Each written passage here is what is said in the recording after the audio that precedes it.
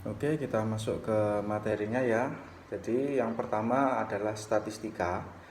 Statistika itu apa? Statistika itu kemudian untuk apa kita belajar statistika? Nah, ini akan kita bahas. Jadi statistika itu pengertiannya adalah kumpulan fakta yang berbentuk angka yang nanti akan disusun dalam daftar atau tabel. Tabel itu berarti nanti ada kolom, kemudian juga ada baris. Nah, itu seperti kita belajar matrik. Mungkin kelas 11 kalian sudah belajar matrik atau di kelas 10. Nah, itu yang akan kita pelajari. Kemudian untuk apa? Itu data. Jadi kita mengumpulkan fakta, kita mengumpulkan data itu untuk apa? Itu. Jadi untuk mengambil keputusan nanti kita dasarnya dari data atau fakta tersebut. Jadi misalnya kegunaannya begini. Kegunaannya misalnya saya penjual mau jualan minuman, karena sekarang yang lagi hits kan minuman kekinian, ada yang janji jiwa, kemudian semacam-macam lah, ada yang ngocok, terus ada yang semacam-macam, banyak itu tentunya saya harus mengumpulkan dulu data-data supaya saya nanti kalau jualan itu gak rugi. Jadi saya harus memprediksi dulu kira-kira laku enggak, kan gitu. Terus nanti yang beli siapa, kemudian dalam satu hari saya harus membuat berapa banyak minuman. Itu supaya lebih akurat, kita pelajari dulu dari data-data yang sudah kita kumpulkan. Apa saja data yang perlu kita kumpulkan? Kalau mau jualan minuman ya tentunya biaya produksi, kemudian bahan-bahan, kemudian nanti calon pembeli atau konsumennya siapa. Kalau minuman kekinian nggak mungkin koyo mbahmu nuwi aku tuh kok no nyoklat koyo gak mungkin, mestine ya, anak-anak muda ya seperti kalian, siswa, kemudian mungkin mahasiswa, kemudian anak-anak kecil itu kan senangannya es, senangannya manis-manis gitu. Jadi itu yang perlu kita kumpulkan. Misalnya di pesanggaran, aku harap dodolan yang pesanggaran. Nah, saya perlu data anak muda di wilayah pesanggaran itu berapa jumlahnya, misalnya seperti itu. Saya kumpulkan dulu datanya. Kemudian anak muda yang punya pacar itu berapa? Nah, karena biasanya orang tuku dewe tapi nukokne pacare. Nah, seperti itu. Makanya data-data semacam itu perlu kita kumpulkan. Kemudian biaya produksi.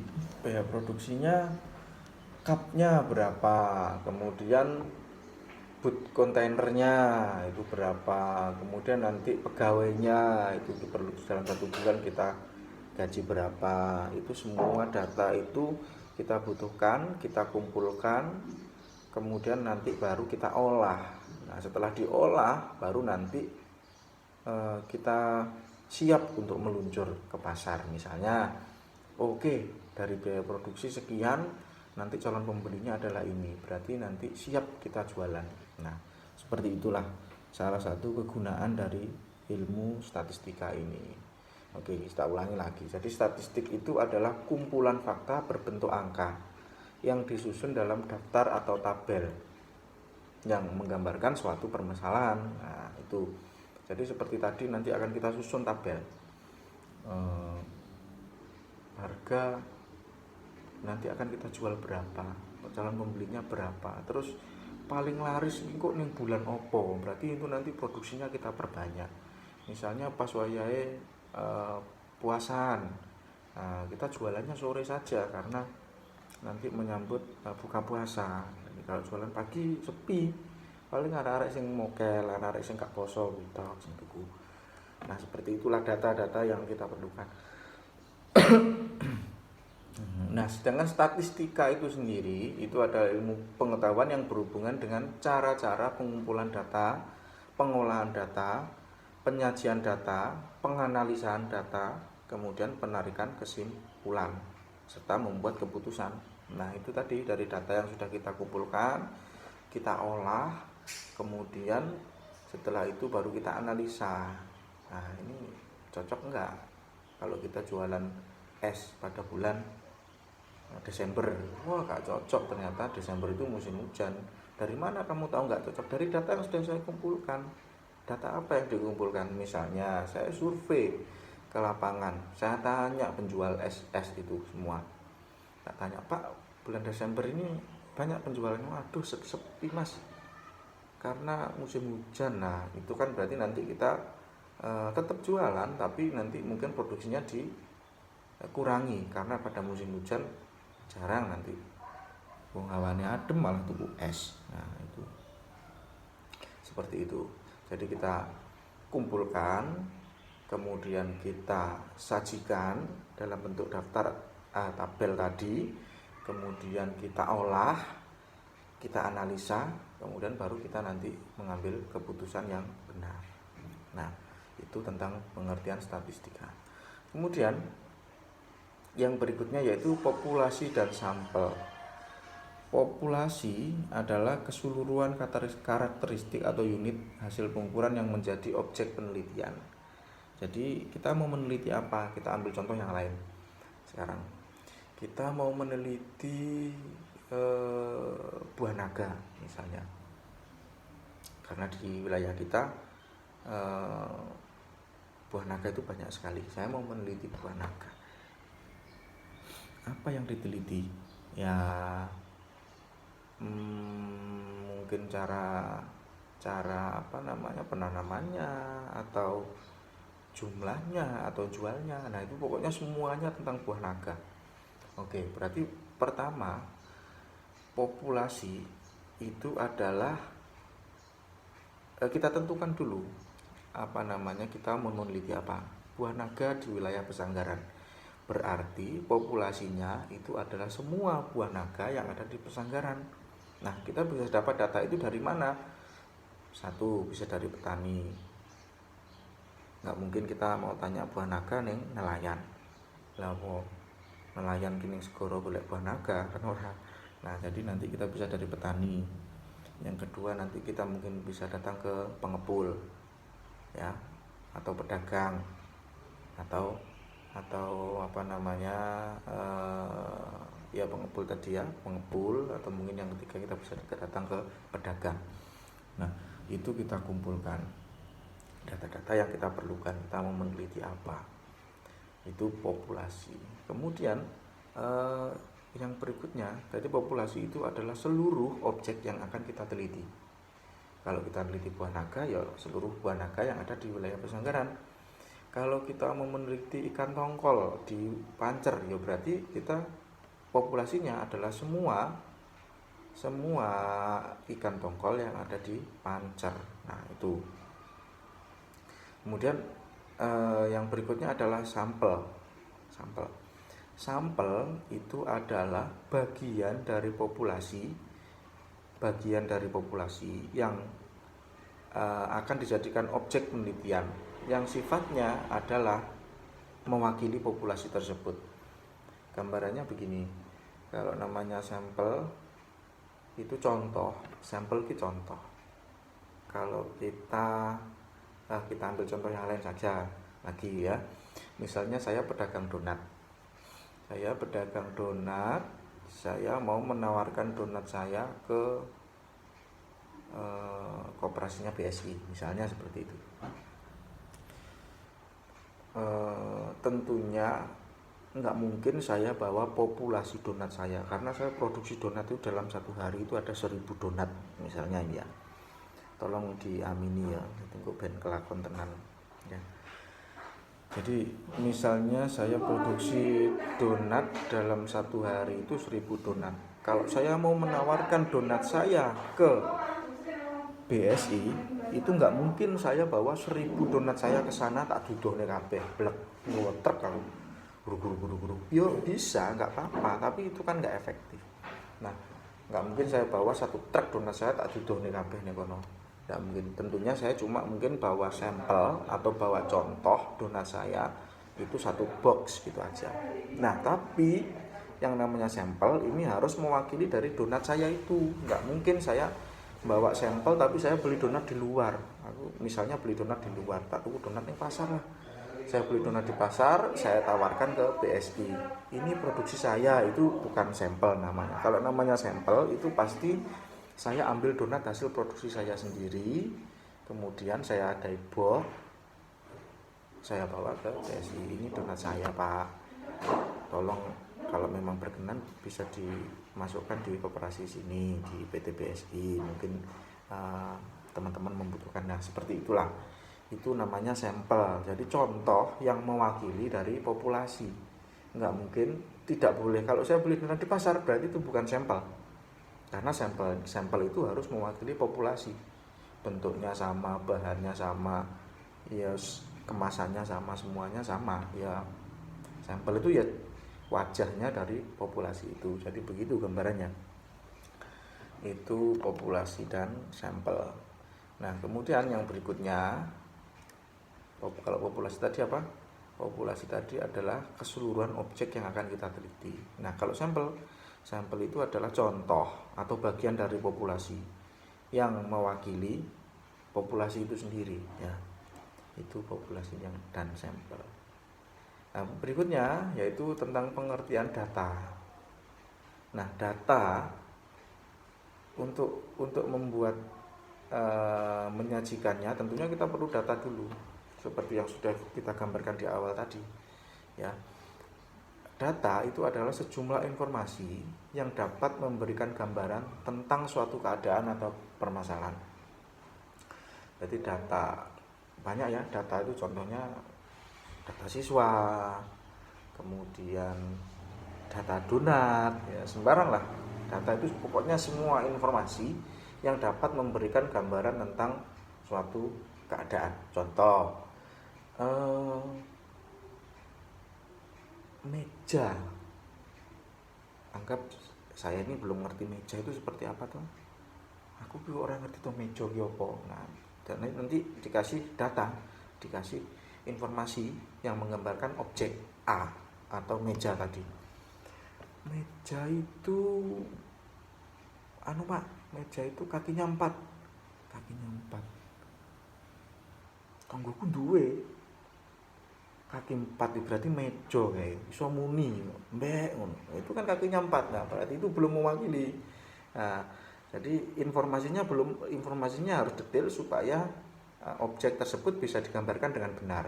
Meja itu terbuat dari kayu Pak, biasanya bentuknya persegi panjang, ada kakinya 4. Oh yo, biasanya buat nulis, buat makan, ya macam-macam lah Pak. Oh ya betul itu berarti meja. Nah itu bisa jadi informasi atau gambaran seperti itu yang disebut dengan data. Nah kemudian syarat-syarat data yang baik. Data yang baik itu yang seperti apa? Yang pertama tentunya harus objektif. Artinya data yang diperoleh dari hasil penelitian harus menggambarkan keadaan yang sebenarnya. Contohnya, aku tolong gambar dan gunung yang digambar laut. Nah itu berarti kan tidak objektif. Atau begini, objektif itu ia menggambarkan data itu secara sebenar-benarnya. Ora kok misalnya aku tolong gambar apa paijo iki koyo apa to areke. Bocahe nggo wanteng Pak. Irunge mbangir, kulite resik, areke dhuwur. Misalnya seperti itu. Ternyata kenyataannya tidak. Terus kenapa kok ini tadi kok ngomong seperti itu? Tibake pacare. Nah, itu berarti tidak objektif. Kalau objektif itu digambarkan dengan sesuai dengan keadaannya yang sebenar-benarnya. Itu yang pertama. Yang kemudian yang kedua itu relevan. Relevan itu data yang diperoleh harus ada kaitannya dengan permasalahan yang akan diteliti. Nah, jadi awake dhewe arep neliti buah naga, ya yang harus kita kumpulkan data tentang atau informasi tentang buah naga, bukan informasi tentang jeruk atau tentang sabrang atau tentang telo misalnya. Tidak seperti itu ya, kita kumpulkan aja data-data tentang buah naga. Data tentang jeruk itu ya data, tapi tidak relevan dengan yang akan kita teliti. Gak nyambung istilahnya ya. Nah, kemudian yang ketiga. Yang ketiga itu adalah data harus up to date. Up to date itu ya harus sesuai dengan kondisi saat ini. Nah, wong misalnya begini, tidak up to date itu begini misalnya. Saya tolong dikasih datanya jumlahnya ikan tongkol yang ada di Pancer. Oh, saya tahu, Pak. Oh, iya, tahu, tahu. Bapak saya nelayan, Pak. Oh, ya. Berapa ikan pancer itu, ikan tongkol itu kalau di Pancer itu pas musimnya itu misalnya bulan 8. Bulan 8 itu pas musimnya itu satu kali berangkat itu dapat 3 ton, Pak. Hebat ya. Iya, ya seperti itu, Pak. Memang seperti itu kalau ikan tongkol di Pancer. Oh iya iya iya. Kapan itu Bapak berangkat? Tahun 1994. Aduh ya wis gak cocok. Sekarang kondisinya kan sudah beda. Atau saya tolong carikan data tentang harga donat di pasar. Saya tahu Pak. Berapa? 200 rupiah Pak satu Pak. Loh, kok murah men? Iya. Tahun berapa itu? Tahun 2000. Waduh ya gak cocok. Saya ini sudah 2021. Nah itu seperti itu yang disebut dengan data itu harus up to date. Kemudian yang berikutnya yang keempat yaitu representatif. Representatif itu data yang diperoleh dari hasil penelitian sampel harus memiliki atau menggambarkan keadaan populasinya, yaitu tadi ya. Jadi sampel itu harus mewakili dari populasi, itu namanya representatif. Kalau saya contohkan tadi kita ambil donat di pasar, itu berarti tidak representatif karena bukan donat yang kita produksi sendiri. Nah, begitu. Kemudian yang berikutnya dapat dipercaya, ya sumber yang diperoleh harus dapat dipercaya. Ya aku mau lek buah naga, awakmu takoni ning kene petani buah naga atau di pengepul buah naga atau di pedagang buah naga. Nek awakmu takoni ning nelayan, berarti kan sumbernya tidak dapat dipercaya karena mereka bergelutnya setiap hari dengan ikan, tidak dengan buah naga. Jadi sumbernya itu harus dapat dipercaya. Nah, itu. Jadi itu yang pertama kita review kembali. Yang pertama tentang pengertian. Pengertiannya tadi adalah statistik itu kumpulan informasi atau data yang akan kita sajikan dalam bentuk tabel. Nah, itu yang pertama. Kemudian yang kedua tentang populasi dan sampel. Populasi itu adalah keseluruhan objek yang akan kita teliti. Kemudian sampel itu adalah contoh dari populasi atau contoh yang mewakili populasi dari yang akan kita teliti. Kemudian yang ketiga yaitu data. Data itu pengertiannya adalah informasi yang dapat menggambarkan keadaan atau permasalahan atau objek penelitian ya. Kemudian syarat-syaratnya, yang pertama objektif. Objektif itu harus sesuai dengan keadaan yang sebenarnya. Yang kedua relevan. Relevan itu sesuai dengan permasalahan yang akan kita teliti. Yang ketiga itu up to date. Up to date itu berarti ya harus dengan kondisi yang saat ini, jangan kondisi yang udah beberapa tahun yang lalu. Itu namanya tidak up to date. Itu namanya out of date. Nah, kalau up to date itu ya kekinian lah bahasanya anak sekarang. Yang keempat representatif. Representatif itu mewakili dari populasi yang akan kita teliti tadi. Data itu harus representatif, harus mewakili dari yang harus kita teliti. Yang kelima dapat dipercaya. Sumbernya harus dari orang atau dari mana yang sumber yang tepat ya, itu ya. Jadi itu dulu untuk pembelajaran kali ini statistik. Nanti masih akan banyak lagi kita bahas. Setelah ini masih ada macam-macam data, kemudian ada metode pengumpulan data, macam-macam lah ya. Nanti akan kita bahas pada pertemuan berikutnya. Ya, jadi kalau anak-anak nanti ada pertanyaan atau ada mungkin mau memberikan contoh, Pak ini apa termasuk data, itu silakan ditulis di kolom komentar. Atau mungkin mau sharing, Pak ini paman saya itu nelayan misalnya, atau apa aja nanti silakan ditulis di kolom komentarnya ya. Oke, terima kasih. Itu dulu. Jika ada pertanyaan ditulis di kolom komentar. Sampai jumpa pada pertemuan berikutnya. Jaga kesehatan, saling mendoakan. Semoga kita selalu sehat, kemudian baik-baik saja. Semoga kita bisa segera bertatap muka. Ya, terima kasih. Saya akhiri. Assalamualaikum warahmatullahi wabarakatuh.